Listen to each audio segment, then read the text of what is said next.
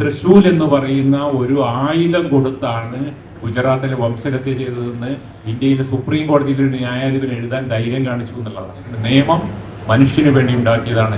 അത് മനുഷ്യൻ നിയമം ഉണ്ടാക്കി എന്നുള്ളത് കൊണ്ട് അത് മനുഷ്യത്വരഹിതമായ ഒന്നിനെയും അംഗീകരിക്കാത്ത ഒരു നീതിബോധമാണ് അദ്ദേഹം പ്രവേശിച്ചത്. മലപ്പുറമാണ് കലാപത്തിന്റെ കാലത്തും ഒക്കെ തന്നെ അദ്ദേഹം അതിശക്തമായ നിലപാട്. കാരണം കേരളത്തിൽ ഇങ്ങനെ ഒരു വന്നിരിക്കുന്ന ഒരു ജസ്റ്റിസ്, ഒരു റിട്ടയർഡ് ജസ്റ്റിസ്, അത് സുപ്രീം കോടതി ജസ്റ്റിസ്, അങ്ങനെയൊന്നും അത്തരം കാര്യങ്ങൾ ഇടപെട്ടില്ല.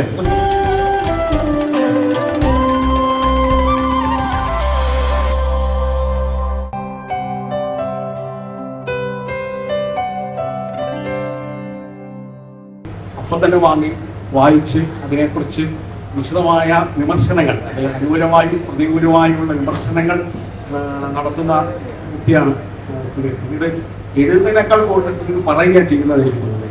സുധീർ പലതും ഈ വളരെ കുറച്ച് മാത്രമേ എഴുതുകയും കൂടുതൽ പറയുകയും ചെയ്യുന്ന ഒരാളാണ് സുധീർ. അങ്ങനെ സുധീറാണ് ഈ പുസ്തകത്തെക്കുറിച്ചുള്ള ചർച്ചയ്ക്ക് എത്തിയിരിക്കുന്നത്. നമുക്കറിയാം, കേരളത്തിലെ ഇന്ത്യയിലെ നീതിന്യായ വ്യവസ്ഥയുടെ നീതിബോധത്തിന്റെ ആളാണ് വി.ആർ. കൃഷ്ണയ്യ. ഓരോ മലയാളിക്കും കൃഷ്ണയ്യയെ കുറിച്ച് വളരെ ആർദ്രവും വളരെ സവിശേഷവുമായ ഓർമ്മകളാണ് വി.ആർ. കൃഷ്ണയ്യരെ കുറിച്ചുള്ള. ഒരു ഇന്ത്യൻ നീതിബോധത്തിന്റെ ആൾ രൂപം എന്ന് നമുക്ക് വി.ആർ. കൃഷ്ണയ്യരെ കുറിച്ച് പറയാനില്ല. അദ്ദേഹത്തിന്റെ വിധികൾ ഇന്ത്യയുടെ തന്നെ ചരിത്രത്തിലെ വളരെ നിർണായകമായ വിധികൾ നടപ്പാക്കിയ ആളാണ് വി.ആർ. കൃഷ്ണയ്യ. അതേപോലെ തന്നെ അദ്ദേഹം ഒരു വായനക്കാരൻ, എഴുത്തുകാരൻ, പണ്ഡിതൻ എന്നീ നിലകളിലൊക്കെ വളരെയേറെ പ്രാവീണ്യം കാണിച്ച വ്യക്തിത്വം തെളിയിച്ച ആളാണ് വി.ആർ. കൃഷ്ണയ്യ. എനിക്ക് തോന്നുന്നു അടുത്ത കാലത്ത് അദ്ദേഹം മരിക്കുന്നതിന് മുമ്പ് വരെ അദ്ദേഹം കേരളത്തിലെ എല്ലാ പൊതു പരിപാടികളിലും, പ്രത്യേകിച്ച് മനുഷ്യാവകാശ ലംഘനങ്ങൾ ഉണ്ടാവുന്ന സ്ഥലത്ത്, മനുഷ്യാവകാശ പ്രവർത്തകർക്ക് നേരെ ആക്രമണം ഉണ്ടാവുന്ന സ്ഥലത്ത്, നീതിക്ക് വേണ്ടി, നിയമത്തിന് വേണ്ടി ഒക്കെ അതിശക്തമായി പോരാട്ടം നടത്തിക്കൊണ്ടിരുന്ന ആളാണ് വി.ആർ. കൃഷ്ണയ്യ. പലപ്പോഴും നമ്മുടെ നാട്ടിലെ വളരെ സാധാരണക്കാരായ ആളുകൾ ഈ കൃഷ്ണയ്യരെ നേരിട്ട് പോയി കാണുകയും അവരുടെ ആവലാതികൾ ബോധിപ്പിക്കുകയും അവർക്ക് അതിനോട് തക്ക തരത്തിലുള്ള പ്രയോജനങ്ങൾ ചെയ്തു കൊടുക്കുകയും അതിന് മാർഗനിർദ്ദേശം കൊടുക്കുകയും അവർക്ക് ദിശാബോധം നൽകുകയും ഒക്കെ ചെയ്യുന്ന ആളാണ് വി.ആർ. കൃഷ്ണയ്യ. മാത്രമല്ല, അദ്ദേഹം ധാരാളം സംഘടനകൾ ഉണ്ടാക്കുകയും ആ സംഘടനകള് ജനങ്ങൾക്ക് ഉപകാരപ്രദമാവുന്ന ധാരാളം പരിപാടികൾ, പദ്ധതികൾ നടപ്പാക്കുകയും ചെയ്തു. അങ്ങനെ പല തരത്തിലുള്ള നമുക്ക് അങ്ങനെ ഒരു വി.ആർ. കൃഷ്ണയ്യരെ ഒരു വാക്കുകൊണ്ട്, അല്ലെങ്കിൽ ഒരു വാചകം കൊണ്ട്, ഒരു പാരഗ്രാഫ് കൊണ്ട്, ഒരു പേജ് കൊണ്ട് വി.ആർ. കൃഷ്ണയ്യരെ നമുക്ക് അടയാളപ്പെടുത്താൻ കഴിയില്ല. അത്രയ്ക്ക് വിപുലമായ ജീവിതമായിരുന്നു വി.ആർ. കൃഷ്ണയ്യയുടെ. അദ്ദേഹത്തിന്റെ ഈ പുസ്തകത്തിൽ വി.ആർ. കൃഷ്ണയ്യയുടെ തിരഞ്ഞെടുത്ത ലേഖനങ്ങൾക്കകത്ത് അദ്ദേഹം നടത്തിയ വിധികളെ, പ്രധാനമായും ആദ്യത്തേത് അടിയന്തരാവസ്ഥക്കാലത്ത് ഇന്ദിരാഗാന്ധിക്കെതിരെയുള്ള വിധി വന്നതിനെ കുറിച്ച് അതെങ്ങനെയാണ് എഴുതിയത്, അന്ന് ആ രാത്രിയിലെ ആ സംഭവം ഞാനിങ്ങനെ ഓർക്കുന്നു. അതെങ്ങനെയാണ് അന്ന് ആ രാത്രിയിൽ ഇരുന്ന് എഴുതുന്നത്, 12 മണി വരെ ഇരുന്ന് എഴുതി ആ വിധി എഴുതി രാവിലെ എങ്ങനെ കൊണ്ടുവന്നു, ഇതിനെക്കുറിച്ചൊക്കെ വളരെ മനോഹരമായ ശൈലിയിലാണ് എഴുതിയത്. അതേപോലെ തന്നെ ഇതിന്റെ ഒരു ഭാഗത്ത് അദ്ദേഹത്തിന്റെ സ്കൂൾ കാലത്തെ ഓർമ്മകൾ, അദ്ദേഹം AKGയോടൊപ്പം നടന്ന കാര്യങ്ങൾ, അദ്ദേഹത്തിന്റെ തിരഞ്ഞെടുപ്പ് രംഗത്തെ കുറിച്ച് ഒക്കെ ഉള്ള ഒരു ഭാഗമുണ്ട്. പിന്നെ കേരളത്തിലെ വളരെ പ്രധാനപ്പെട്ട ആൾ സാൻമാഷിയെ പോലെയുള്ള ആളുകൾ വി.ആർ. കൃഷ്ണയ്യരെ എഴുതിയിട്ടുണ്ട്. അങ്ങനെ 3 ഭാഗങ്ങളുള്ള ഒരു പുസ്തകമാണ് ഈ വി.ആർ. കൃഷ്ണയ്യരുടെ തിരഞ്ഞെടുത്ത ലേഖനങ്ങൾ. നമുക്ക് നമുക്കിതിനെ പൊതുവായി ലേഖനങ്ങളെ വെച്ചുകൊണ്ട് തന്നെ വി.ആർ. കൃഷ്ണയ്യരുടെ ജീവിതത്തെയും വി.ആർ. കൃഷ്ണയ്യരുടെ പ്രവർത്തനങ്ങളെയും വി.ആർ. കൃഷ്ണയ്യരുടെ ചിന്തകളെയും ഒക്കെ നമുക്ക് ഒന്ന് അടുത്തറിയാം എന്ന് മാത്രമേ പറയാൻ കഴിയൂ. കാരണം വളരെ കുറച്ച് സമയം മാത്രമേ, ഇനിയാണ് 20 മിനിറ്റ് സുധീർ സംസാരിച്ചു കഴിയുമ്പോൾ തന്നെ 20 മിനിറ്റ് തീരും. അതുകൊണ്ട് നമുക്ക് വളരെ കുറച്ച് കാര്യങ്ങളിലേക്ക് നമുക്ക് എത്താൻ കഴിയും എന്ന് ഞാൻ വിശ്വസിക്കുന്നു. ഇതനുസരിച്ച് നമ്മളെ എനിക്ക് തോന്നുന്നു എറണാകുളത്ത് വെച്ച് അദ്ദേഹമായി ചില അടുപ്പൊക്കെ ഉണ്ടായിട്ടുണ്ടെന്നാണ് ഞാൻ വിശ്വസിക്കുന്നത്, അല്ലെ? അദ്ദേഹത്തിന്റെ ചില വേദികളിലൊക്കെ ഇങ്ങനെ പങ്കെടുത്തിട്ടുണ്ട്, അദ്ദേഹത്തിന് അടുത്തറിയാൻ കഴിഞ്ഞിട്ടുണ്ട്, അദ്ദേഹത്തോടൊപ്പം ഉള്ള ആളെ അറിയാൻ കഴിഞ്ഞിട്ടുണ്ട്. എങ്ങനെയാണ് ഇന്നത്തെ ഒരു കോണ്ടക്സ്റ്റിൽ നമ്മുടെ നീതിയെക്കുറിച്ചും ന്യായത്തെക്കുറിച്ചും കോടതിയിലെ അഴിമതിയെക്കുറിച്ചും വിധിന്യായത്തെക്കുറിച്ചും ഒക്കെ ഒരുപാട് ചർച്ചകൾ നടക്കുന്ന സമയത്ത് വി.ആർ. കൃഷ്ണയ്യരെ ഇപ്പോൾ എങ്ങനെയാണ് ചെയ്തത്? രണ്ട് രീതിയിൽ വി.ആർ. കൃഷ്ണയ്യരെ മരണത്തിന് കുറച്ച് മുമ്പ് അദ്ദേഹത്തിന്റെ വീട്ടിൽ പോയി ഞാൻ കാണുകയുണ്ടായിട്ടുണ്ട്. അപ്പോൾ അന്ന് നമ്മൾ സംസാരിച്ചപ്പോൾ കൃഷ്ണയ്യർ പറഞ്ഞ ഒരു പ്രധാനപ്പെട്ട കാര്യമാണ് കൃഷ്ണയ്യർ എന്ന് പറയുന്ന ഒരു പ്രഭാവത്തെ നിർമ്മിച്ചതിലെ പ്രധാന കാര്യം എന്ന് ഞാൻ മനസ്സിലാക്കുകയും ചെയ്തു. പൊതുജീവിതം എന്ന് പറയുന്നത് 1939-40കളിൽ 40കളുടെ മധ്യത്തിൽ തലശ്ശേരിക്കടുത്തൊരു പൊതുജീവിതത്തിലേക്ക് കടന്നു വരാൻ കഴിഞ്ഞു എന്നുള്ളതാണ് തന്നിലെ ന്യായാധിപനെ തൻ്റെ ന്യായബോധത്തെ നിർണ്ണയിക്കുന്നതിൽ ഏറ്റവും വലിയ പങ്ക് വഹിച്ചത് പറയുന്നത്. ഒരുപക്ഷെ നമ്മുടെ നീതിന്യായ വ്യവസ്ഥയിൽ പിന്നീട് വന്ന ന്യായാധിപന്മാർക്ക് ആർക്കും ലഭിക്കാതെ പോയ ഒരു സൗഭാഗ്യം അല്ലെങ്കിൽ ഒരു പരിശീലനമാണ് കൃഷ്ണയ്യർക്ക് കിട്ടിച്ചത്. കൃഷ്ണയ്യർ സോഷ്യലിസ്റ്റ് വ്യവസ്ഥയുടെയും കമ്മ്യൂണിസ്റ്റ് വ്യവസ്ഥയുടെയും ഭാഗമായി ന്യായാധിപനാവുന്നതിന് മുന്നേ പ്രവർത്തിക്കുകയും സമൂഹത്തിന്റെ മനസ്സിനെ തൊട്ടറിയുകയും ഏതെല്ലാം പ്രശ്നങ്ങളാണ് സമൂഹത്തെ ബാധിക്കുന്നത് എന്ന് അടുത്തറിയുകയും ചെയ്തതിന്റെ പിൻബലമാണ് പിന്നീട് ന്യായാധിപൻ എന്ന നിലയിൽ കൃഷ്ണയ്യരെ നിർണ്ണയിക്കുന്നതിൽ പ്രധാന പങ്ക് വഹിച്ചത് എന്നുള്ളതാണ്. അങ്ങനെ മനസ്സിലാക്കുമ്പോൾ മാത്രമേ കൃഷ്ണയ്യരുടെ നീതിബോധത്തിൽ നമുക്ക് നിർണ്ണയിക്കാൻ പറ്റൂ. വർത്തമാനകാലത്തിൽ കൃഷ്ണയ്യരെ ഓർമ്മിക്കുക എന്ന് പറയുന്നത് എത്രത്തോളം പ്രധാനപ്പെട്ടതാണ് എന്ന് വ്യക്തമാക്കുന്ന ചില കാര്യങ്ങൾ ഈ പുസ്തകത്തിലുണ്ട്. അതിൽ ഏറ്റവും പ്രധാനമായിട്ട് എനിക്ക് മറിച്ചു നോക്കുമ്പോൾ കണ്ട ഒരു കാര്യം, അടിയന്തരാവസ്ഥ കാലത്ത് ഇന്ദിരാഗാന്ധിയുടെ ഏറ്റവും പ്രധാനിയായി നടന്നിരുന്ന പ്രിൻസിപ്പൽ പ്രൈവറ്റ് സെക്രട്ടറി ആയിരുന്ന PN ഹക്സർ. അപ്പോൾ ഹക്സറും സഞ്ജയ് ഗാന്ധിയും തമ്മിൽ അത്ര യോജിപ്പിലായിരുന്നില്ല. അപ്പൊ സഞ്ജയ് ഗാന്ധി എന്ത് ചെയ്തു എന്ന് വെച്ച് കഴിഞ്ഞാൽ PN ഹക്സറിന്റെ ഭാര്യയുടെ പേരിലുള്ള ഒരു സ്ഥാപനത്തിനെതിരെ ഇൻകം ടാക്സ് റെയ്ഡ് നടത്തുകയും 20 ലക്ഷം രൂപയുടെ പിഴ അടക്കി വയ്ക്കുകയും കേസ് എങ്ങനെയോ സുപ്രീം കോടതിയിൽ എത്തുകയും VR കൃഷ്ണയ്യരുടെ ബെഞ്ചിലെത്തുകയും ചെയ്തു. കൃഷ്ണയ്യർ വളരെ പെട്ടെന്ന് തന്നെ ആ കേസ് അറ്റൻഡ് ചെയ്യുകയും അന്ന് കൃഷ്ണയ്യർ ഇൻകം ടാക്സ് അതോറിറ്റികളോട് പറഞ്ഞ ഒരു കാര്യം എന്ന് പറയുന്നത്, അന്യായമായി നടപടിയെടുത്താൽ കനത്ത തിരിച്ചടി ഉണ്ടാവും. ഇപ്പൊ ജുഡീഷ്യറി നമ്മുടെ എക്സിക്യൂട്ടീവ് രംഗത്തെ സ്ഥാപനങ്ങളോട്, അതിന്റെ മേധാവികളോട് രാഷ്ട്രീയക്കാരുടെ പിൻബലം പറ്റി നിങ്ങൾ അന്യായമായ നടപടിയെടുത്താൽ തീർച്ചയായും തിരിച്ചടി ഉണ്ടാവും എന്ന് താക്കീത് നൽകുന്ന ഒരു VR കൃഷ്ണയ്യർ, അങ്ങനെ ഒരു ന്യായാധിപൻ. അങ്ങനെ ന്യായാധിപൻ ഏറ്റവും ആവശ്യമായ ഒരു കാലത്താണ് എൻഫോഴ്സ്മെന്റ് ഡയറക്ടർ എന്ന് പറയുന്ന ഒരു വ്യവസ്ഥ ഉപയോഗിച്ച് ഇന്ത്യൻ സമൂഹത്തെ ആകെ ഛിദ്രമാക്കുന്ന ഒരു ഫാഷിസ്റ്റ് സാഹചര്യത്തിൽ ഇരുന്നു കൊണ്ട് നമ്മൾ VR കൃഷ്ണയ്യരെ നോക്കി കാണുന്നത്. ഇന്നതിന് കഴിയുമോ എന്നുള്ളതാണ്. ആ ഭയമില്ലായ്മ VR കൃഷ്ണയ്യർ സൃഷ്ടിച്ചത് എങ്ങനെയാണ് എന്നുള്ളതാണ്. അദ്ദേഹത്തിന്റെ പൊതുജീവിതത്തിന്റെ പിൻബലം കൊണ്ടാണ് അദ്ദേഹം ആ ഭയമില്ലായ്മയിലൂടെ കടന്നു വന്നത് എന്നുള്ളത്. അദ്ദേഹം ആരുടെ കൂടെയൊക്കെയാണ് പ്രവർത്തിച്ചത്? ന്യായാധിപനാവുന്നതിന് മുന്നേ കേരളത്തിലെ കേരളത്തിലെ മന്ത്രിയായും കേരളത്തിലെ സാമൂഹ്യക്ഷേമ വകുപ്പ് വരെ അദ്ദേഹം കൈകാര്യം ചെയ്തിട്ടുണ്ട്. അപ്പൊ സാമൂഹ്യക്ഷേമം എന്ന് പറയുന്നത് എന്താണെന്നുള്ള തുല്യത, നീതി എന്നതിനെ കുറിച്ച് പാഠപുസ്തകങ്ങളുടെ നിയമപുസ്തകങ്ങൾക്ക് അപ്പുറം നിന്ന് മനസ്സിലാക്കുകയും അടിസ്ഥാന മനുഷ്യന്റെ പ്രശ്നങ്ങളെ ഉൾക്കൊള്ളുകയും ചെയ്തതിന് ശേഷം ന്യായാധിപനാവുകയും അത്തരത്തിലുള്ള വ്യവസ്ഥയിലൂടെ കടന്നു വന്നുകൊണ്ട് ഭയമില്ലാതാവുകയും ചെയ്തതുകൊണ്ടാണ് ഹക്സറുടെ കേസിൽ താക്കീത് നൽകാനും ഇന്ദിരാഗാന്ധിയുടെ കേസിൽ ഒരു കണ്ടീഷണൽ സ്റ്റേ നൽകാനും VR കൃഷ്ണയ്യർ കഴിഞ്ഞു. പക്ഷെ VR കൃഷ്ണയ്യരുടെ അന്നത്തെ വിധിയില്ലായിരുന്നു, ചിലപ്പോൾ അടിയന്തരാവസ്ഥ ഉണ്ടാവില്ലായിരുന്നു. അന്ന് രാത്രിയാണ് ഇന്ദിരാഗാന്ധി അടിയന്തരാവസ്ഥ പ്രഖ്യാപിക്കുന്നത്. അദ്ദേഹം പറഞ്ഞിട്ടുമുണ്ട് ആ രീതിയിലാണ് അതിനെ അങ്ങനെ വന്നത്, അങ്ങനെ സ്റ്റേ ഉണ്ടായിരുന്നത്. കൃഷ്ണയ്യരുടെ ഏറ്റവും വലിയ പ്രധാനപ്പെട്ട കാര്യം എന്ന് പറയുന്നത് 2 കാര്യങ്ങളാണ്. ഭയമില്ലാതിരിക്കുക, നീതിയുടെ പക്ഷത്ത്. നീതിയുടെ പക്ഷത്ത് എന്ന് പറയുമ്പോൾ തികച്ചും ആപേക്ഷികമായ വ്യക്തിപരമായ ആപേക്ഷികമായ പ്രശ്നങ്ങൾ ഉണ്ടാവും, ചില തെറ്റുകൾ സംഭവിച്ചിട്ടുണ്ടാവും. ന്യായാധിപൻ എന്നതിന് സുപ്രീം കോടതിയിൽ ഇറങ്ങിയതിനു ശേഷം അദ്ദേഹം എന്താ ചെയ്തത്? ഗുജറാത്തിലെ കമ്മ്യൂണൽ കോമ്പാറ്റ് എന്ന് പറയുന്ന ഒരു സംഘടനയുടെ ഭാഗമായിട്ട് മുൻ ജസ്റ്റിസുമാരെല്ലാം കൂടി ഗുജറാത്ത് കലാപം അന്വേഷിക്കാൻ പോയി. അതിൽ VR കൃഷ്ണയ്യർ ഉണ്ടായിരുന്നു. അദ്ദേഹത്തിന്റെ ആ ലേഖനം ഇത് തുടങ്ങുന്നത് തന്നെ വിശ്വ ഹിന്ദു പരിഷത്ത് തൃശൂൽ എന്ന് പറയുന്ന ഒരു ആയുധം കൊടുത്താണ് ഗുജറാത്തിലെ വംശഹത്യ ചെയ്തതെന്ന് ഇന്ത്യയിലെ സുപ്രീം കോടതിയിൽ ഒരു ന്യായാധിപൻ എഴുതാൻ ധൈര്യം കാണിച്ചു എന്നുള്ളതാണ്. സുപ്രീം കോടതിയിലെ ടേം കഴിഞ്ഞതിന് ശേഷം യാതൊരു തരത്തിലുള്ള രാഷ്ട്രീയമായ ഏതെങ്കിലും ഒരു ഉദ്യോഗസ്ഥനാവുകയോ അല്ലെങ്കിൽ ഒരു ഭരണക്രമത്തിന്റെ ഭാഗമാവുകയോ മാറി നിന്നു എന്നുള്ള ആ ഒറ്റ കാരണം കൊണ്ടാണ് കൃഷ്ണയ്യർക്ക് അത് എഴുതാൻ കഴിയുന്നത്. ബാബരി മസ്ജിദിനെ കുറിച്ച് കൃഷ്ണയ്യർ എന്താ പറഞ്ഞത്? ഏത് രീതിയിലാണ് അവിടെ പള്ളിയും അമ്പലവും ഒരുമിച്ച് ഉണ്ടാവേണ്ടത്, അതിന്റെ നടുക്ക് എന്തുണ്ടാവണം എന്ന് പോലും വ്യക്തതയോടെ പറയുകയാണ്. അത് അവിടെ മാത്രമല്ല, ഇവിടെ മാറാട് കലാപം വന്നപ്പോഴും കൃഷ്ണയ്യർ കൃത്യമായ തന്റെ നിലപാടുകൾ പറഞ്ഞു.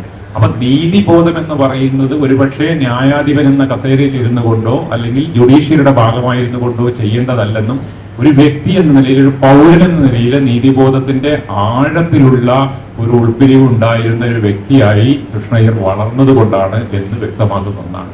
നിർഭാഗ്യവശാൽ പിന്നീട് അങ്ങോട്ടുണ്ടായിരുന്ന നമ്മുടെ ജുഡീഷ്യറിയുടെ ഭാഗമായി വന്ന വലിയ ജസ്റ്റിസുമാർ, ന്യായാധിപന്മാർക്ക് ആർക്കും തന്നെ ഈ സൗകര്യങ്ങൾ ഉണ്ടായില്ല. ഇന്ന് ഭീതിയിലൂടെ മാത്രം ഭരിക്കപ്പെടുന്ന ഒരു കാലത്തിരുന്നു കൊണ്ടാണ് നമ്മൾ കൃഷ്ണയ്യർ ഓർമ്മിക്കുന്നത്. ഏത് രീതിയിലാണ് സംവിധാനങ്ങൾ മനുഷ്യരെ ഭയപ്പെടുത്തുന്നത്, പൊതുപ്രവർത്തകരെ ഭയപ്പെടുത്തുന്നത്, എങ്ങനെയാണ് രാഷ്ട്രീയത്തെ മറ്റൊരു രീതിയിൽ കൊണ്ടുപോകുന്നത് എന്ന് ആലോചിക്കുമ്പോഴാണ് കൃഷ്ണയ്യരുടെ പ്രസക്തി ഏറ്റവും പ്രധാനമായിട്ട് വരുന്നത്. അതുപോലെ തന്നെ യൂണിഫോം സിവിൽ കോഡിനെ കുറിച്ച് എഴുതിയ ഒരു ലേഖനത്തിൽ അദ്ദേഹം പറയുന്നുണ്ട്, യൂണിഫോം സിവിൽ കോഡ് എന്ന ഇതിൽ നിന്ന രീതിയിൽ കൊണ്ടുവരുന്നത് നവീകരിക്കപ്പെട്ട ഹിന്ദു നിയമങ്ങളെ അത് യൂണിഫോം സിവിൽ കോഡാക്കി മാറ്റിയെടുക്കുക എന്ന് പറയുന്ന വിക്രിയയാണ് നിങ്ങൾ യൂണിഫോം സിവിൽ കോഡ് എന്ന് പറയുന്നത് എന്ന് ചോദിക്കാൻ PR കൃഷ്ണയ്യർക്ക് മാത്രമേ കഴിയുള്ളൂ. അതിനുവേണ്ട പ്രധാനപ്പെട്ട രണ്ട് കാര്യങ്ങൾ, ഒന്ന് പാണ്ഡിത്യം, പിന്നെ ഭീതിയില്ലായ്മ, പിന്നെ സമൂഹത്തെക്കുറിച്ചുള്ള തിരിച്ചറിവ്. ഈ 3-4 കാര്യങ്ങൾ കൊണ്ടാണ് തീർച്ചയായിട്ടും കൃഷ്ണയരായിട്ട് നമ്മുടെ മുന്നിൽ നിൽക്കുന്നത് എന്നാണ് ആദ്യമായിട്ട് പറയുന്നത്. എനിക്ക് തോന്നുന്നത് കൃഷ്ണയുടെ പൊതുരംഗത്ത് നമ്മൾ അറിയപ്പെടുന്നത് ഒരു സോഷ്യലിസ്റ്റ് പ്രവർത്തകനാണ് വെക്കുന്നത്. അതിനുശേഷം കേരളത്തിലെ ആദ്യത്തെ കമ്മീഷൻ മന്ത്രിസഭയിൽ അദ്ദേഹം അംഗമാവും. അതിനുശേഷമാണ് ഈ കോടതിയിലേക്കും ജസ്റ്റിസിലും നീതിന്യായ വ്യവസ്ഥയിലൊക്കെ പോയത്. പക്ഷേ ആദ്യകാലത്തെ അദ്ദേഹത്തിന്റെ ഈ രാഷ്ട്രീയ ബന്ധം, ഈ രാഷ്ട്രീയ ബോധം, ഈ സോഷ്യലിസ്റ്റ് കമ്മ്യൂണിസ്റ്റ് ബോധം, കാരണം നമ്മൾ ആലോചിക്കണം 1950-കളിലാണ് കൃഷ്ണയുടെ ഇത്തരത്തിലുള്ള ഒരു രാഷ്ട്രീയ ബോധത്തിലേക്ക് എത്തുന്നത്, കമ്മ്യൂണിസ്റ്റ് ബോധത്തിലേക്ക് എത്തുന്നതും ഒക്കെ ചെയ്യുന്നത്. അതും മലബാറിൽ നിന്നൊക്കെ വരുന്ന ഒരു ആത്മീയ കുടുംബത്തിൽ നിന്നൊക്കെ വരുന്ന ഒരാൾ അപ്പോഴാണ് ഈ രാഷ്ട്രീയത്തിലേക്ക് ഇറങ്ങുന്നത്.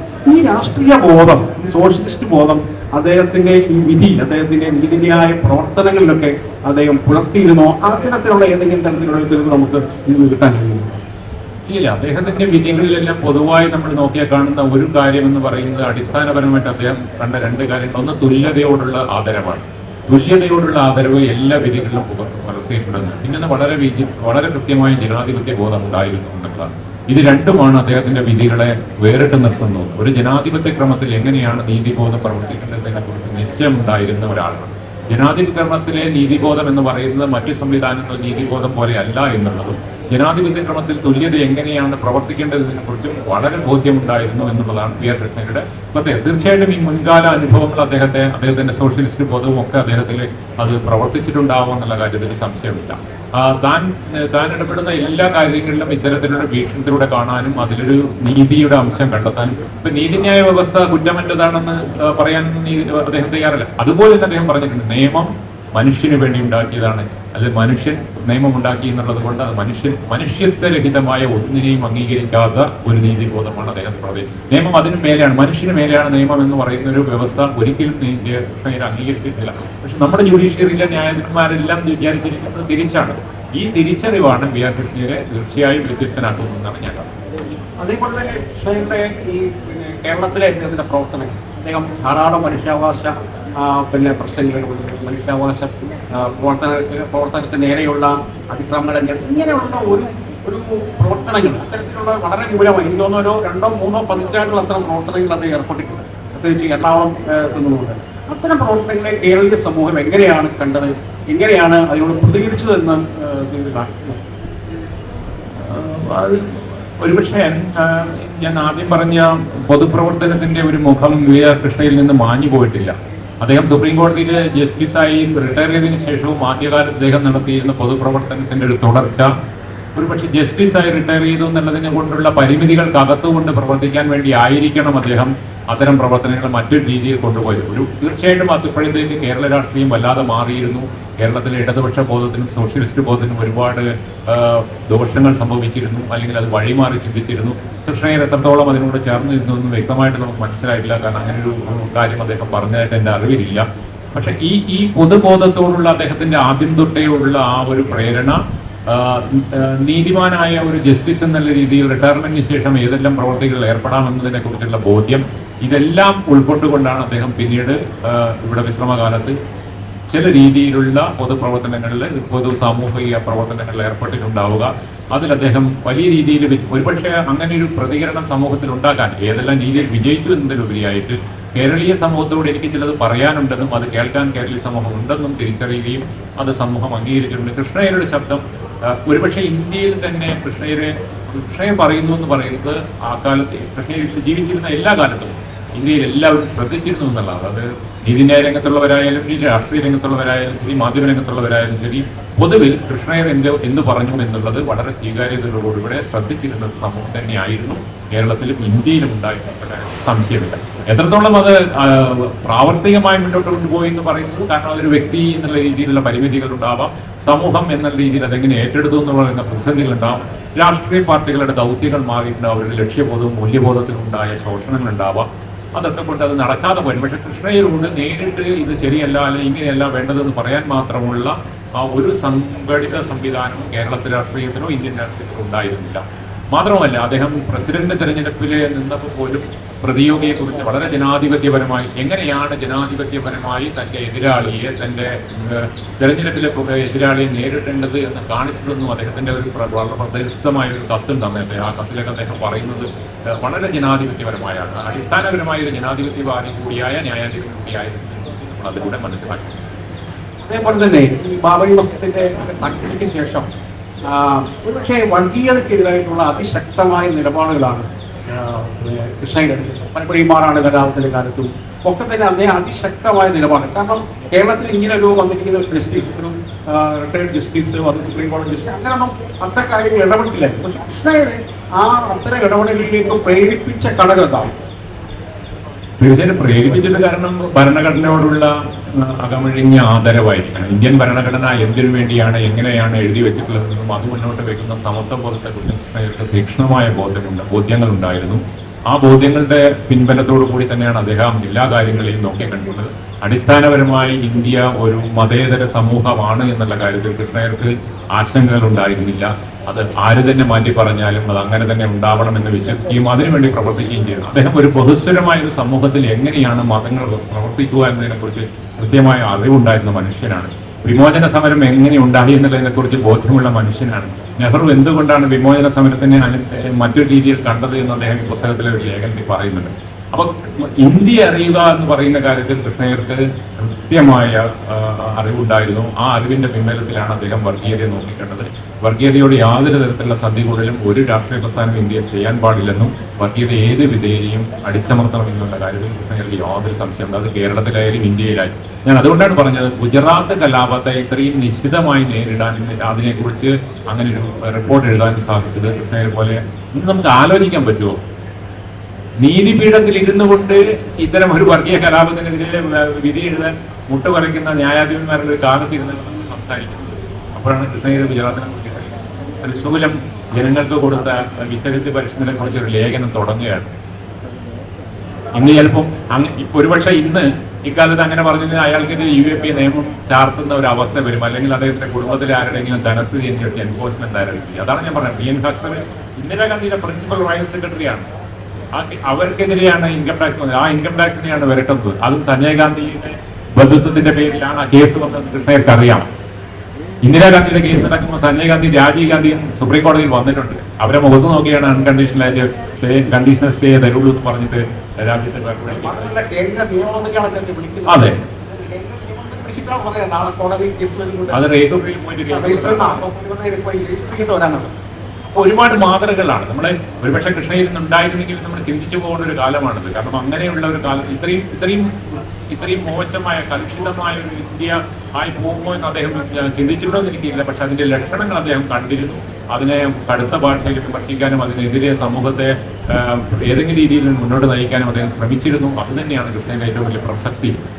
അതുപോലെ തന്നെ അദ്ദേഹത്തെ പലപ്പോഴും ഒരു ദാർശനികനായ ന്യായാധിപൻ എന്ന് പറഞ്ഞു. കാരണം അദ്ദേഹത്തിന്റെ വിധികളൊക്കെ വായിക്കുമ്പോൾ, അദ്ദേഹത്തിന്റെ ഈ ലേഖനങ്ങളൊക്കെ വായിക്കുമ്പോൾ അതിനകത്തൊരു വെറും നിയമത്തെ കുറിച്ചുള്ള ഒരു അവലോകനമോ അല്ലെങ്കിൽ അതിനെ കുറിച്ചുള്ള ഒരു ചിന്തകളോ അല്ല അദ്ദേഹം. പിന്നെ കുറച്ചുകൂടി ഒരു ദാർശനികമായിട്ടുള്ള ചില കാഴ്ചപ്പാടുകൾ, ദാർശനികമായിട്ടുള്ള ചില ചിന്തകള്, അത്തരത്തിലുള്ള ഒരു അവലോകനങ്ങൾ, അത്തരത്തിലുള്ള ചില കൊട്ടേഷൻസ് ഇതൊക്കെ കൊടുത്തുകൊണ്ടാണ് അദ്ദേഹം. കാരണം ഞാൻ പഠിപ്പിച്ച് വായിക്കുമ്പോൾ ഒക്കെ എനിക്ക് മനസ്സിലാക്കാൻ കഴിയുന്നത് വളരെ യുക്തി അടിസ്ഥാനത്തിൽ മാത്രമല്ല, ഒരു ദർശനത്തിന്റെയും മനുഷ്യത്വത്തിന്റെയും അടിസ്ഥാനത്തിലാണ് ഇത്തരം വിധികൾ എഴുതിയിരിക്കുന്നത് അല്ലെങ്കിൽ ഇതിനെക്കുറിച്ച് ചിന്തിച്ചത് എന്നാണ്.